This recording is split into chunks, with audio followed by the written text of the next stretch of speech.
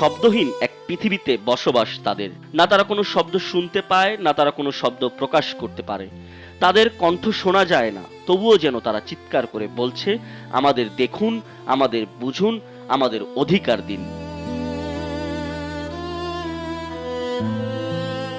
এই সমাজের প্রতিশ্রুতি তাদের কাছে প্রাণহীন।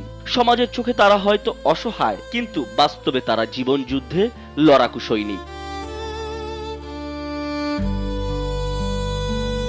গল্পে যখন বারবার উঠে আসে রাষ্ট্রের উন্নয়ন আর সমতার কথা, তখনও দেশের হাজারো বাক ও শ্রবণ প্রতিবন্ধী মানুষ বেঁচে আছেন অবহেলা আর বঞ্চনার অদৃশ্য দেয়ালের ভেতরে।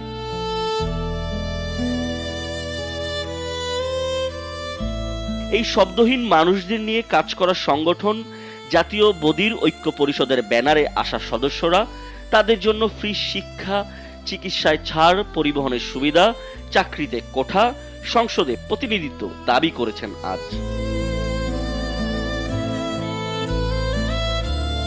যেখানে প্রতিটি দাবির পেছনে লুকিয়ে আছে বছরের পর বছর জমে থাকা কষ্ট। তাদের ভাষায় আমরা সহানুভূতি চাই না, আমরা অধিকার চাই। বাক ও শ্রবণ প্রতিবন্ধী নয়, শব্দহীন এই মানুষগুলোকে ডাকতে আন্তর্জাতিকভাবে স্বীকৃত বধির শব্দ ব্যবহারে আহ্বান। কারণ পরিচয়ের মধ্যেও তারা খুঁজে ফিরছেন সম্মান। প্রশ্ন এখন একটাই, এই নীরব মানুষদের আর্তনাদ পৌঁছাবে কি রাষ্ট্রের কানে, নাকি এভাবেই থেকে যাবে যে দাবি কেউ শোনে না? আকাশ শিকদার, কালবেলা।